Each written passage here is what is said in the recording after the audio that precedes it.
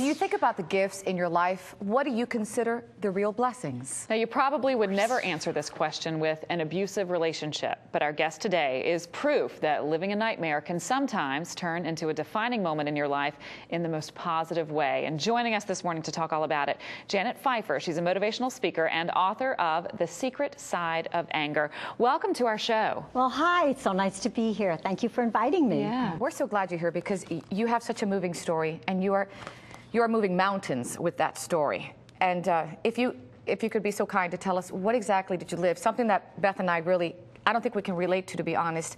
And how did you turn it around, and what was your defining moment? Well, many years after my divorce, I met somebody, and we fell in love. And about 6 months into the relationship, it became abusive. So for the next 3 years, I was living in a domestic violence relationship. What did he do? Well, he would hit me. He would throw me against walls. He would knock me to the ground and kick me. He threw me out of a moving car one time. It was any little thing could set him off. I mean, no matter what I did, I was always at risk for him just going into one of his rages. But what happened was, after about 3 years, and it just progressively got worse, which is the case, I knew that it was getting to the point where he was going to kill me. And I had hidden a knife in every room in my house, thinking that, okay, if he goes after me in this room, at least I know where I can reach for a weapon, that I can protect myself. But the thought of actually using that weapon against another human being just sickened me. And then I had this visual one day of my daughter coming home from school and finding her mother lying on the kitchen floor dead in a pool of blood. And I thought, I can't do that to my daughter. That's insane. And it was at that moment that I said, I need to get out. Now, when you found that internal strength, the thing that impresses me the most about you, you had the strength to move your life forward. But then not only did you do that for yourself, you have now taken that a step further to help other people. What did this teach you about all the different manifestations of anger within your ex-spouse, and even in yourself, which is what you touch on so beautifully in your book?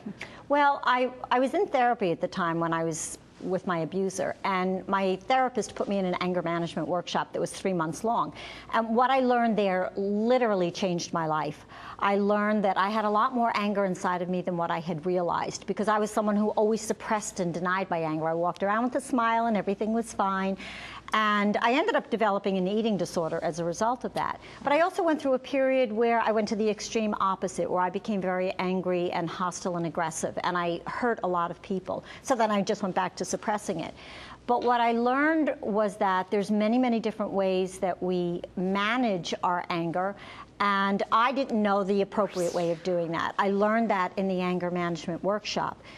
What I learned from this whole experience, and I've learned this from all of the challenges that I faced in my life, is that every experience, particularly the hard ones, the difficult ones, the ones where there's a lot of unfairness or betrayal, though all of those experiences contain valuable lessons.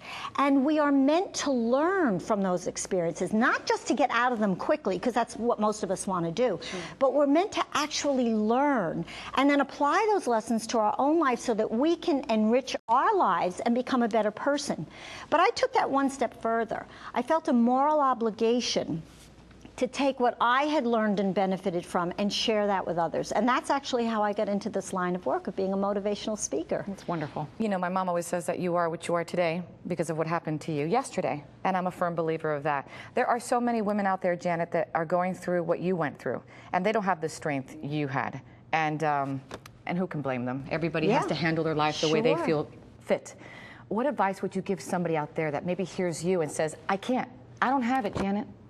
Well, I would tell them that yes, you do. You have far more strength and courage inside of you than what you realize. And you have the ability to make it without your abuser, because a lot of women think that they can't make it on their own. But it's important, number one, that you have a good support system, whether it's family or friends or trained professionals. You also have to have a plan, an escape plan, and most women don't have that. So call your domestic abuse hotline, go to your police department. They will connect you with the proper resources that will get you out of that situation. Don't stay, because your life depends on it, and you deserve so much better.